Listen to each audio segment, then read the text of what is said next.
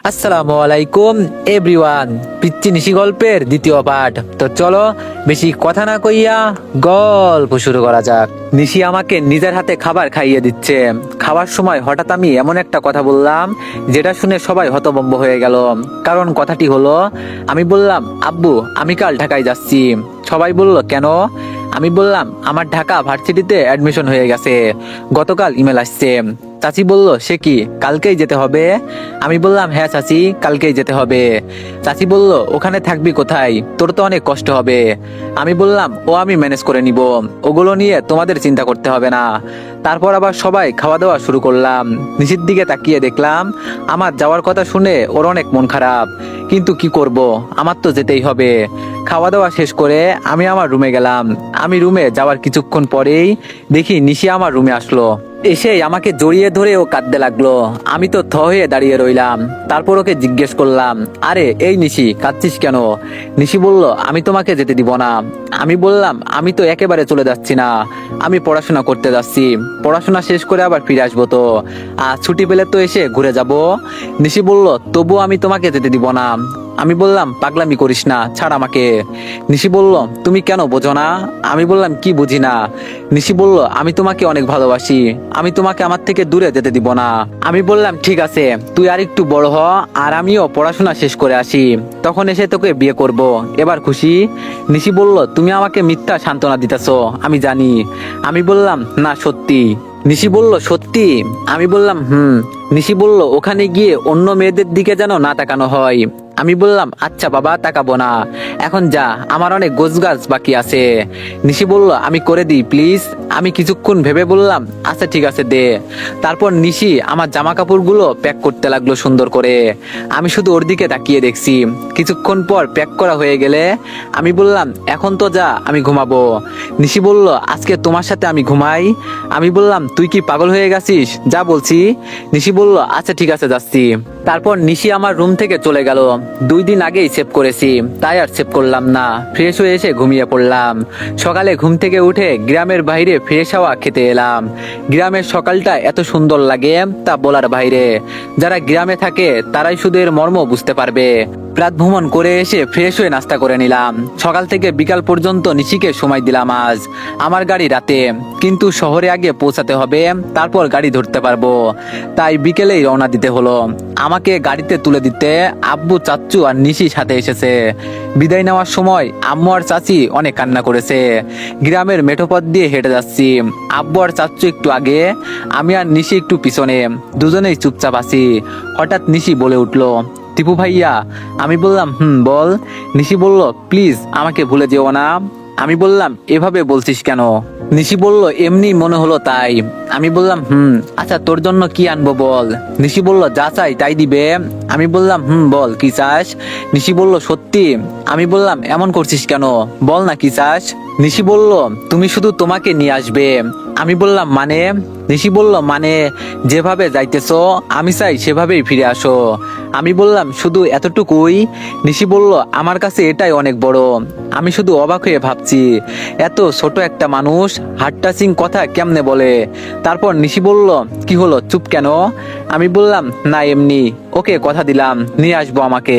আমরা দুজনে হাঁটতে হাঁটতে যেখানে গাড়ি পাওয়া যায় সেখানে এসে আব্বু আর চাচ্চু এক রিক্সায়, আমি আর নিশি আরেক রিক্সা নিলাম। নিশি আজকেও আমাকে ধরে বসলো। আজকে আমি আর বাধা দিলাম না। অবশেষে পৌঁছে গেলাম বাস টার্মিনালে। এখান থেকে আমাকে একাই যেতে হবে। আব্বু আর চাচ্চুর থেকে বিদায় নিলাম। উনারা একটু দূরে দাঁড়িয়ে আছে, আর নিশি আমার কাছেই আছে। তারপর আমি নিশিকে বললাম, আচ্ছা যাই তাহলে নিশি, ভালো থাকিস, নিজের যত্ন নিবি। নিশি বলল, যাবে তাহলে? আমি বললাম, যেতে মন না চাইলেও তবুও যেতে হবে। নিশি বলল, ওকে, ভালোভাবে যেও, নিজের যত্ন নিবে। আমি বললাম, ওকে বাই। নিশি বলল, বাই। তারপর আমি ঘুরে চলে আসতেছি, প্রায় গাড়ির কাছে চলে আসছি। এমন সময় নিশি আবার ডাক দিল পেছন থেকে, দীপু ভাইয়া। আমি হাঁটা বাদ দিয়ে থমকে দাঁড়ালাম, যে নিশি এভাবে আবার ডাকছে কেন, কি হলো আবার ওর? এইসব ভাবতে ভাবতে যখনই সামনে থেকে নিশির দিকে ঘুরে তাকাবো, তখনই নিশি এসে আমাকে জড়িয়ে ধরে খুব জোরে জোরে কান্না করতেছে। কান্না করতে করতে আমার শার্টটাই ভিজিয়ে দিয়েছে। নিশির এই অবস্থা দেখে আমি নিশিকে বললাম, এই পাগলি, এই কি হয়েছে, কাঁদতেছিস কেন? নিশি বলল, না আমি তোমাকে যেতে দিব না, আমি তোমাকে ছাড়া থাকতে পারবো না। আমি বললাম, ওই পাগলি, আমি কি একেবারেই চলে যাইতেছি নাকি? আমি তো আবারও আসবো। নিশি বলল, তারপরেও? আমি বললাম, ওকে বাবা, এখন তো কান্নাটা থামা আর মুখটা একটু উপরে ওঠাতো। নিশি বলল, কেন? আমি বললাম, দেখবো তুই কান্না করলে তোকে কেমন দেখাই। নিশি বলল, আমার কষ্ট হচ্ছে আর তুমি মজা নিতেছো, তাই না? আমি বললাম, আরে না, তোর কষ্ট হলে তো আমারও কষ্ট হয়। নিশি বলল, কষ্ট হলে তো আর এই কথাটা বলতা না। আমি বললাম, সরি। এখন একটু কান্নাটা থামিয়ে তোর মুখটা উপরে তুলতো। নিশি বলল, তুললাম, বলো কি বলবে। নিশি যখনই এই কথাটা বলল, তখনই আমি ওর কপালে একটা ছোট্ট করে ভালোবাসার স্পর্শ এঁকে দিলাম। আর নিশি আমার এই স্পর্শ পেয়ে ওর চোখ দুটি বন্ধ করে ফেললো। মনে হলো ওর ভিতর দিয়ে কারেন্ট বয়ে গেল। নিশি আমার মাথাটা ধরে ওর কপাল থেকে নামিয়ে ধীরে ধীরে আমার মাথাটা উপরে তুলে ওর মুখের সামনে ধরলো। নিশির শ্বাস প্রশ্বাস আমি সম্পূর্ণরূপে শুনতে পারছি। নিশির নিঃশ্বাসের গতিটা ধীরে ধীরে বেড়ে যাচ্ছে। ও আমার মাথাটা ধীরে ধীরে ওর মুখের কাছে নিয়ে যাচ্ছে। আমিও কিছুটা ঘরের মধ্যে চলে যাচ্ছি। নিশি ওর চোখটা ধীরে ধীরে বন্ধ করছে। আমি বুঝতে পারলাম নিশি আমার নেশায় পাগল হয়ে গেছে। তাই আমিও নিশির মাথায় হাত দিয়ে ওর মুখটা ধীরে ধীরে আমিও কাছে টানতেছি। দুজনে যখন প্রায় দুজনের মুখের কাছাকাছি, তখনই নিশি ওর চোখ দুটো বন্ধ করা অবস্থায় আমার ঠোঁটে ওর ঠোঁট দুটো লাগিয়ে দিল। আর যখনই ওর ঠোঁট আমার ঠোঁটে পড়লো, তখন আমার সারা শরীরটা কেমন যেন একটা করে উঠলো। আর এই সময়ে আমি ওর ঠোঁট দুটো আমার ঠোঁট দিয়ে আরো জোরে চেপে ধরলাম। নিশিও কেমন যেন পাগলের মতো করে আমাকে জড়িয়ে ধরলো। আমি ওকে খুব জোরে জড়িয়ে ধরলাম। কিছুক্ষণ এভাবে থাকার পর আমি নিজে নিশিকে ডাক দিলাম, নিশি, এই নিশি। নিশি নিশ্চুপ। আমি বললাম, আরে এই পাগলি। নিশি তাও নিশ্চুপ। আমি বললাম, আরে এই পাগলি, ছাড় এখন। নিশি বলল, আমি বললাম, আরে এই পাগলি, আমাকে তো চলে যেতে হবে। নিশি বলল, না গেলে হয় না। আমি বললাম, আরে আর পাগলামি করিস না তো, ছাড় এখন। নিশি আমাকে ছেড়ে দিয়ে বলল, ভালোভাবে যাবে আর পৌঁছে ফোন করবা। আমি বললাম, ওকে বাই, তুই চলে যা এখন। নিশি বলল, না, আগে তুমি যাও তারপর আমি। আমি বললাম, না, আগে তুই যা। নিশি বলল, না, আগে তুমি যাও। আমি বললাম, আচ্ছা, ওকে, আল্লাহ হাফেজ। তারপর আমি এসে গাড়িতে বসলাম এবং গাড়ি তার আপন গতিতে চলতে লাগলো। রাস্তার মাঝপথে আমার পাশে সিটে বসে থাকা ভাইটা বলে উঠলো, ভাই, উনি কি আপনার বউ? আমি বললাম, না। ভাইয়া বলল, তাহলে? আমি বললাম, আমি ওকে ভালোবাসি আর ও আমাকে আমার চেয়েও বেশি ভালোবাসে। ভাইয়া বলল, তাহলে বিয়ে করতেছেন না কেন? আমি বললাম, করব তো। ভাইয়া বলল, কবে করবেন? আমি বললাম, পড়াশোনা শেষ করে বাড়ি ফিরেই বিয়ে করব। ভাইয়া বলল, শুভকামনা রইল ভাই। আমি বললাম, ধন্যবাদ। ভাইয়ার সাথে গল্প করতে করতে রাতে কখন যে ঘুমিয়ে গেছি নিজেও জানি না। খুব ভোরে গাড়ি ঢাকায় এসে পৌঁছালো। এই প্রথমবারের মতো ঢাকা শহরে এলাম। গ্রাম থেকে কখনো এরকম শহরে আসা হয়নি। অনেক আশা নিয়ে এই ঢাকা শহরে পা রাখলাম। তারপর বাস স্ট্যান্ড থেকে সিএনজি করে ঢাকা ভার্সিটিতে এলাম। প্রথমবারের মতো ঢাকা ভার্সিটি নিজ চোখে দেখলাম। অনেক স্বপ্ন ছিল এই ভার্সিটিতে পড়বো। আজকে সেই স্বপ্ন পূরণ হতে যাচ্ছে। খুব ভালো লাগছে। কিন্তু ভার্সিটিতে প্রবেশ করতেই কেন জানি না আমাকে দেখে সবাই দূরে দূরে সরে যেতে লাগলো। আর সাথে নাকও ছিটকাইতেছে। হয়তো গ্রামের ছেলে বলে এমন করছে। তাদের গায়ে অনেক দামি দামি পোশাক, দেখেই বোঝা যাচ্ছে তারা অনেক বড়লোক ঘরের সন্তান। একটা ভাইকে জিজ্ঞেস করলাম, ভাইয়া, প্রিন্সিপাল স্যারের রুমটা কোন দিকে একটু বলবেন? ছেলেটি আমার দিকে কেমন করে যেন তাকিয়ে হাত দিয়ে দেখিয়ে দিয়ে উত্তর দিল, ওই দিকে যাও। আমি বললাম, ওকে, ধন্যবাদ ভাই। তারপর আমি মাথা নিচু করে গুটি গুটি পায়ে প্রিন্সিপাল স্যারের রুমে গেলাম। দরজার সামনে দাঁড়িয়ে আমি বললাম, আসসালামু আলাইকুম স্যার। স্যার বলল, ওয়ালাইকুম আসসালাম। আমি বললাম, স্যার আসবো? স্যার বলল, আসো। আমি বললাম, ধন্যবাদ স্যার। স্যার বলল, কে তুমি? আমি বললাম, স্যার, নতুন অ্যাডমিশন নিয়েছি, এই যে আমার admission letter. Sir admission letter দেখে বলল, তুমি কোথা থেকে এসেছো? আমি বললাম, স্যার, আমি বগুড়া থেকে এসেছি। স্যার বলল, ও আচ্ছা, তোমাদের ক্লাস শুরু হয়ে গেছে, তাহলে যাও, ক্লাসে যাও। আমি বললাম, স্যার, আরেকটা কথা। স্যার বলল, কি বলো? আমি বললাম, ছাত্র হলে একটা রুম পেলে খুব ভালো হতো স্যার, এত দূর বাসা, তাছাড়া ঢাকা শহরে আমার পরিচিত বলতে কেউ নেই। স্যার বলল, ঠিক আছে, হল প্রিন্সিপালকে আমি তোমার কথা বলে রাখবো। আমি বললাম, ধন্যবাদ স্যার। স্যার বলল, এখন তুমি ক্লাসে যাও। আমি বললাম, ওকে স্যার, তবে আমি তো ক্লাসরুম চিনি না। স্যার বলল, ঠিক আছে, চলো, আমি দেখিয়ে দিচ্ছি। আমি বললাম, ধন্যবাদ স্যার। তারপর আমি সেখান থেকে স্যারের সাথে সোজা ক্লাসরুমে চলে আসলাম। স্যারের সাথে সাথেই ক্লাসরুমে ঢুকলাম। তারপর স্যার বলল, অ্যাটেনশন অল স্টুডেন্ট। সবাই একদম চুপ হয়ে গেল। তারপর স্যার আবার বললেন, এ দীপু বগুড়া এক ছোট্ট গ্রাম থেকে এসেছে, আজ থেকে তোমাদের সাথেই পড়াশোনা করবে। আমি বললাম, আসসালামু আলাইকুম। আমার কথা শুনে সবাই অনেক জোরে জোরে হাসতে লাগলো। তারপর স্যার রেগে গিয়ে বললেন, শাট আপ। স্যারের কথা শুনে হাসা বন্ধ করে দিল সবাই। তারপর স্যার আবার বললেন, তোমরা বেয়াদবের মতো হাসতেছো কেন? সালাম দেওয়া কি খারাপ জিনিস নাকি? বেয়াদব কোথাকার। দীপু তুমি গিয়ে বসে পড়ো। আমি বললাম, জি স্যার। তারপর আমি গিয়ে চুপচাপ পিছনের একটা খালি বেঞ্চে বসে পড়লাম। প্রিন্সিপাল স্যার চলে গেলেন। স্যার আবার যথারীতি পড়াতে লাগলেন। ক্লাস শেষ করে বের হয়ে যেতেই হঠাৎ একটা মেয়ে আমার দিকে তাকিয়ে বলেই বসলো, খ্যাত একটা। কোথা থেকে যে এগুলো উঠে আসে আল্লাহ জানে। আমি মেয়েটির কথায় মাথা নিচু করে আসি। পোশাক দিকে বুঝলাম অনেক বড়লোক মেয়ে, সাথে অনেক অহংকার। আমি কিছু না বলে সেখান থেকে হল প্রিন্সিপালের কাছে আসলাম। দরজায় নক দিয়ে বললাম, আসসালামু আলাইকুম স্যার। স্যার বলল, ওয়ালাইকুম আসসালাম। আমি বললাম, স্যার ভিতরে আসবো? স্যার বলল, এসো। আমি বললাম, ধন্যবাদ স্যার। স্যার বলল, হ্যাঁ বলো কি বলবে। আমি বললাম, স্যার আমি দীপু, বগুড়া থেকে এখানে পড়াশোনা করতে এসেছি। ঢাকায় আমার আপনজন বলতে কেউ নেই, তাই যদি হলে একটা রুম পেতাম। আর প্রিন্সিপাল স্যার হয়তো আপনাকে বলেছে নিশ্চয়ই। স্যার বলল, হ্যাঁ বলেছে। কিন্তু আমি বললাম, কিন্তু কি স্যার? স্যার বলল, সরি আমি দিতে পারছি না, কারণ রুম সব বুকিং হয়ে গেছে। বরং এক রুমে 4-5 জন করে রুম শেয়ার করে থাকছে, তবুও জায়গা নেই। তোমায় কেমনে দিব? স্যারের কথায় আশাহীন হয়ে পড়লাম। এখন কি করব ভেবে পাচ্ছি না। মনমরা হয়ে ভার্সিটি থেকে বের হয়ে আসলাম। আগে থাকার জায়গা খুঁজতে হবে। ঢাকার অলিগলি তো কিছুই চিনি না। বিকালে ক্যাম্পাস থেকে বের হয়েছিলাম, তাই হাতে সময় পাইনি।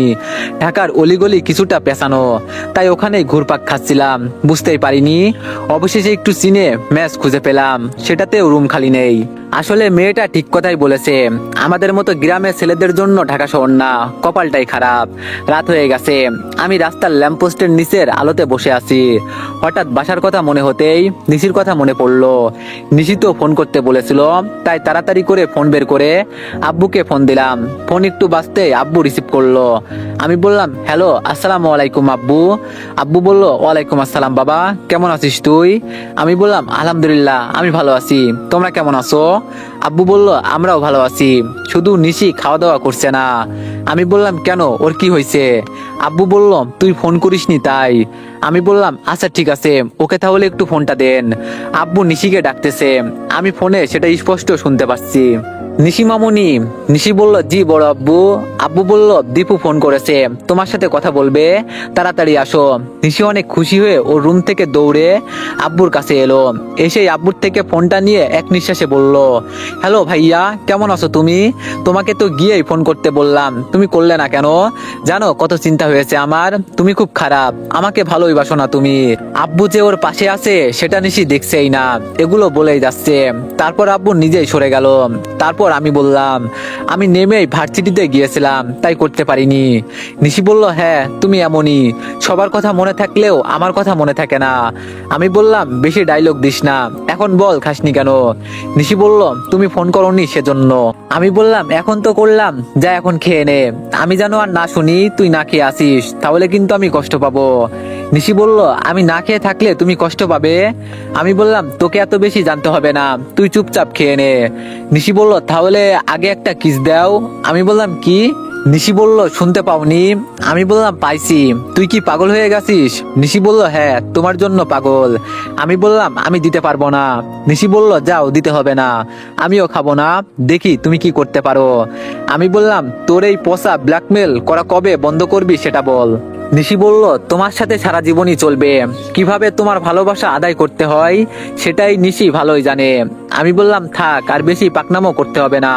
নিশি বলল, তাহলে দিচ্ছ না কেন? তারপর আমি ফোনে নিশিকে কিস করলাম। তারপর নিশি বলল, থ্যাংক ইউ ভাইয়া। আমি বললাম, হয়েছে, এখন যা খেয়ে নে। নিশি বলল, ঠিক আছে, ভালোভাবে থাইকো তুমি। আমি বললাম, ঠিক আছে, আল্লাহ হাফেজ। নিশি বলল, আল্লাহ হাফেজ বলে আমি ফোনটা কেটে দিলাম। ল্যাম্পপোস্টের নিচের আলোতে মনমরা হয়ে বসে আছি, অনেক ক্ষুধাও লাগছে, তাই পাশের দোকান থেকে কেক আর কলা খেয়ে আবার ল্যাম্পপোস্টের ওখানে আসতেছি। কিন্তু কথায় আছে, বিপদ যখন আসে চারিদিক থেকে আসে। আমার ক্ষেত্রেও তার ব্যতিক্রম হলো না। রাস্তায় হাঁটার সময় আমি পড়ে গেলাম কয়েকজন ছিনতাইকারীর হাতে। ছেলেগুলো এসে বলল, এই কি আছে বের কর, না হলে মরতে হবে। আমি বললাম, ভাই আমার থেকে নিয়েন না, আমি আজকেই ঢাকা শহরে এসেছি। কিন্তু কে শোনে কার কথা, আমার ফোন টোন সহ টাকা পয়সা যা ছিল সব ছিনতাই করে নিয়ে চলে গেল। এখন আমি পুরোই অসহায় মানুষের ফিল পাচ্ছি। ল্যাম্পপোস্টের নিচের আলোতে ব্যাগ মাথায় দিয়ে কখন ঘুমিয়ে গেছি নিজেও জানি না। খুব ভোরে ঘুমটা ভেঙে গেল।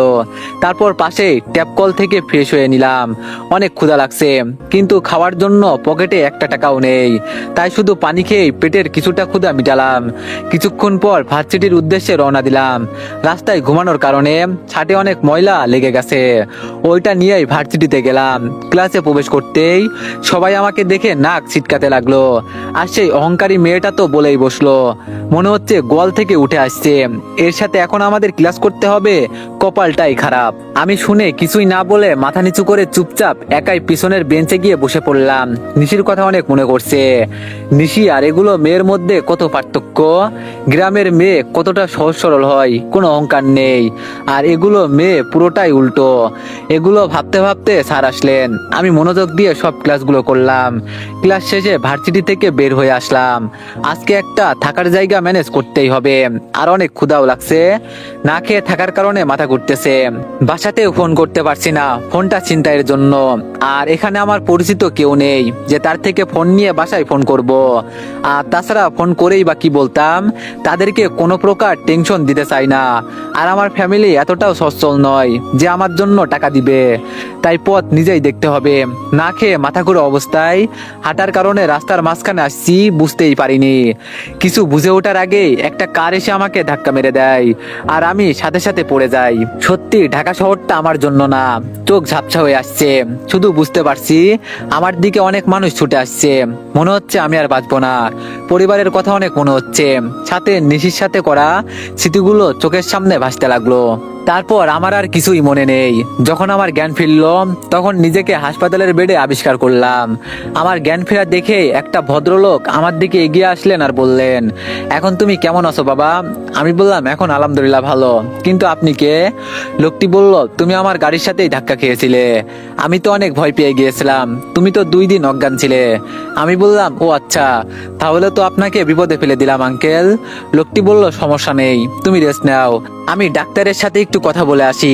কিছুক্ষণ পরে সে লোকটি বলল, আরো 1 দিন পর রিলিজ করে দিবে, কিন্তু বাসায় প্রপার ট্রিটমেন্ট করতে হবে আর রেস্ট নিতে হবে 10 দিন। আমি বললাম, কিন্তু আঙ্কেল আমার যাওয়ার কোথায় জায়গা নেই। আঙ্কেল বলল, কেন? আমি বগুড়া থেকে এসেছি পড়াশোনা করতে, কিন্তু হলে রুম পাইনি। আর শহরে রাস্তাঘাটও চিনি না, রাতে ছিনতাইকারী সব নিয়ে চলে গেছে।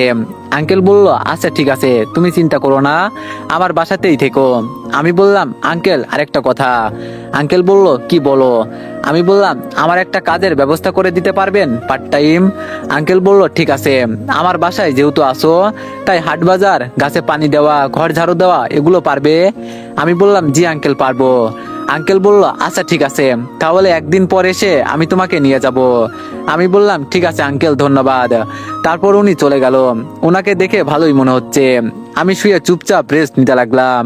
এই সময় আমার পরিবারের কথা অনেক মনে পড়ছে। নিশির কথা আরো বেশি মনে পড়ছে। হয়তো অনেকবার আমার ফোনে ফোন দিয়েছে, কিন্তু ফোনটাই তো আমার কাছে নেই। সেটা তারা কেমনে বুঝবে? যাই হোক, এভাবে দেখতে দেখতে আরো 1 দিন কেটে গেল। আজকে আমাকে রিলিজ করে দেওয়া হবে। আঙ্কেল যথারীতি সময় মতোই চলে এলেন। এসে উনি সব হাসপাতালের বিল পে করলেন আর আমাকে রিলিজ করে দিল। এখন হাসপাতালের বাইরে দাঁড়িয়ে আছি। আঙ্কেল আমাকে ধরে আছে। তারপর একটা কার গাড়িতে বসতে বললেন। উনি হয়তো অনেক বড় লোক। তারপর গাড়িতে বসে পড়লাম। গাড়ি চলছে তার আপন গতিতে। হঠাৎ আঙ্কেল জিজ্ঞেস করলেন, আচ্ছা তোমার বাসা জানো কোথায়? আমি বললাম, জি আঙ্কেল, বগুড়া। বগুড়া জেলার ছোট্ট একটা গ্রামে থাকি, পড়াশোনার জন্য ঢাকা আসা। আঙ্কেল বলল, গ্রামের সাথে আমার অনেক দুষ্টু মিষ্টি স্মৃতি জড়িয়ে আছে। গ্রামকে আমি অনেক মিস করি, কিন্তু তোমার আন্টি আর আমার মেয়ের জন্য গ্রামে যেতে পারি না, কারণ ওরা গ্রাম পছন্দ করে না। তবুও আমি না বলে কয়েকবার গ্রামে চলে যাই। ওনার কথা শুনে অনেক ভালো লাগলো। অন্তত কেউ তো আছে শহরে যে গ্রামকে ভালোবাসে। উনি আরো বললেন, গ্রামের মানুষেরা সহজ সরল হয়, তোমাকে দেখলেই সেটা বোঝা যায়, একদম সাধারণ মানুষ, এজন্য তোমাকে আমার ভালো লাগছে। আমি বললাম, ধন্যবাদ আঙ্কেল। আঙ্কেল বলল, তো তোমার পরিবারে কে কে আছেন? আমি বললাম, সবাই আছে, আমি, আব্বু, আম্মু, বড় আপু, চাচা, চাচি, চাচাতো বোন, আমরা যৌথ পরিবার। আঙ্কেল বলল, গ্রামের যৌথ পরিবারের মজাই আলাদা, সেই সময়কে অনেক মিস করি। আমি বললাম, তাই? তাহলে আমি যখন গ্রামে যাব আপনাকে সঙ্গে করে নিয়ে যাব, দেখে আসবেন। আঙ্কেল বলল, সত্যি নিয়ে যাবে? আমি বললাম, হ্যাঁ আঙ্কেল। আঙ্কেল বলল, ঠিক আছে। আমি বললাম, কিন্তু আঙ্কেল একটা কথা। আঙ্কেল বলল, কি বলো? আমি বললাম, আমাকে কিন্তু ভার্সিটি যেতে দিতে হবে। ভার্সিটি থেকে এসে আমি আপনার বাসার সব কাজ করে দিব। আঙ্কেল বলল, আচ্ছা ঠিক আছে, যেও, সমস্যা নেই। আমি বললাম, ধন্যবাদ আঙ্কেল। ওনার সাথে অনেক ভালো একটা সম্পর্ক তৈরি হলো। আর উনি বড়লোক হলেও মনে কোনো অহংকার নেই। শহরে এমন মানুষও পাওয়া যায় তাহলে। ওনার সাথে কথা বলতে বলতে ওনার বাসায় পৌঁছে গেছি। অনেক বড় বাসা ওনার, আমি শুধু অবাক হয়ে দেখছি, আগে কখনো এমন বাসায় ঢুকিনি। তারপর বাসার ভিতরে ঢুকলাম। আঙ্কেল একটা মহিলাকে দেখিয়ে বললেন, ইনি তোমার আন্টি। আমি বললাম, আসসালামু আলাইকুম আন্টি। আন্টি বলল, ওয়ালাইকুম আসসালাম। তারপর আন্টি আঙ্কেলকে বললেন, এ কে? আঙ্কেল বলল, যার কথা তোমাকে বলেছিলাম, আমার গাড়িতে ধাক্কা খেয়েছিল, আজ থেকে এখানেই থাকবে আর বাসার সব কাজ করে দিবে। আন্টি বলল, ও আচ্ছা ঠিক আছে। তারপর আঙ্কেলের মেয়েটা আসলো। আঙ্কেলের মেয়েটাকে দেখে আমি আরো অবাক হলাম, কারণ আঙ্কেলের মেয়েটা আর কেউ নয়, সে হলো ভার্সিটির সেই অহংকারী মেয়েটা। আমাকে দেখেই বলল, কিরে খ্যাত, তুই এখানে ভিক্ষা চাইতে এসেছিস বুঝি? আমি ওনার কথা শুনে মাথা নিচু করে রইলাম। তারপর আঙ্কেল ধমকের সুরে বলল, রাইসা, এটা কোন ধরনের বেয়াদবি? ও, তার মানে মেয়েটার নাম রাইসা? আঙ্কেলের কথার জন্য রাইসা চুপ হয়ে গেল। কিছুক্ষণ পর আবার বলল, ও এখানে কেন বাবা? আঙ্কেল বলল, আজ থেকে ও এখানেই থাকবে আর বাসার টুকটাক কাজ করবে। রাইসা বলল, ও চাকর? ওর কথা শুনে এবার সত্যি মন খারাপ হয়ে গেল। তারপর আবার আঙ্কেল বলল, রাইসা, আবার বেয়াদবি, যাও তুমি তোমার রুমে যাও। রাইসার আগে ফুসতে ফুসতে এখান থেকে চলে গেল। তারপর আঙ্কেল আমাকে উদ্দেশ্য করে বলল, তুমি ওর কথায় কিছু মনে করো না বাবা, ও একটু এমনই। আমি বললাম, না না আঙ্কেল, সমস্যা নেই, আমি কিছুই মনে করিনি, আমরা গ্রামের ছেলে, আমাদের অভ্যেস আছে। আঙ্কেল বলল, আচ্ছা আসো, আমি তোমাকে তোমার রুম দেখিয়ে দিচ্ছি। আমি বললাম, ঠিক আছে। তারপর আঙ্কেল একটা রুমে নিয়ে গেল। রুমটা বেশ সুন্দর, কিন্তু তারা যেখানে থাকে তার তুলনায় কম। কিন্তু আমার জন্য এটাই বা কম কিসের? তারপর আঙ্কেল বলল, আচ্ছা বাবা, এখন তুমি একটু রেস্ট নাও, আমি পরে এসে দেখা করে যাব। আমি বললাম, ঠিক আছে আঙ্কেল। বলেই আঙ্কেল রুম থেকে চলে গেলেন। আমিও বিছানায় গায়ে লিয়ে দিলাম। বিছানায় গায়ে লিয়ে দিতেই কখন যে ঘুমিয়ে গেছি নিজেও জানি না। ঘুম ভাঙলো রাইসার ডাকে। রাইসা বলল, এই খ্যাত ওঠ। আমি ঘুমের ঘরে রাইসার হাত ধরে বললাম, নিশি, আর একটু ঘুমাই না প্লিজ? আমার হাত ধরা দেখে রাইসা হাতটা ছাড়িয়ে নিয়ে আমার গালে 2টা থাপ্পড় বসিয়ে দিল। ওর থাপ্পড় দেওয়াতে আমি ঘুম থেকে লাফিয়ে উঠলাম। উঠে দেখি এটা নিশি না, রাইসা। ও আমার দিকে অগ্নিদৃষ্টি নিক্ষেপ করেছে। তারপর বলতে লাগলো, ছোট লোক, গাইয়া, খ্যাত, তুই কোন সাহসে আমার হাত ধরিস? আমি বললাম, সরি রাইসা, আমি বুঝতে পারিনি। রাইসা আবারও আমার গালে 2টা থাপ্পড় দিল। আমি আবারও গালে হাত দিয়ে দাঁড়িয়ে রইলাম। এবার আরো অনেক জোরে মারছে, চোখ থেকে এমনিতেই পানি পড়ছে, কিন্তু এবার কেন মারলো বুঝলাম না। তাই ওকে আবার জিজ্ঞেস করলাম, আমাকে মারলেন কেন? রাইসা বলল, তোর কত বড় সাহস, তুই আমার নাম ধরে ডাকিস? আমি বললাম, তাহলে কি বলবো? রাইসা বলল, মালিকদের কি বলতে হয় জানিস না? আমি বললাম, তবুও বলে দিলে ভালো হয়। রাইসা বলল, ম্যাডাম প্লাস আপনি করে বলবি। আমি মাথা নিচু করে বললাম, ঠিক আছে। রাইসা বলল, এখন যা, আমার জন্য 1 কাপ চা বানিয়ে নিয়ে আয়। আমি বললাম, জি ম্যাডাম, আনছি। রাইসা বলল, আমি আমার রুমে গেলাম, ওখানে দিয়ে যাস। আমি বললাম, জি ম্যাডাম। বলে রাইসা ওর রুমে চলে গেল। আমি অনেক অসুস্থ অসুস্থ শরীর নিয়ে তবুও উঠে রান্না করে গিয়ে রাইসার জন্য চা বানালাম। গ্রামে মা বাবার কথা অনেক মনে পড়ছে। আম্মু আমাকে একটা কাজ করতে দিত না, আর আজ সেখানে আমি অন্যের কাজ করে দিচ্ছি। একেই বলে নিয়তি। এইসব ভাবতে ভাবতে চোখ থেকে 2 ফোঁটা পানি গড়িয়ে পড়লো। তো এভরিওয়ান, নেক্সট পার্টের জন্য সবাই একটু বেশি বেশি লাইক আর একটা করে কমেন্ট করে দিয়েন। ধন্যবাদ।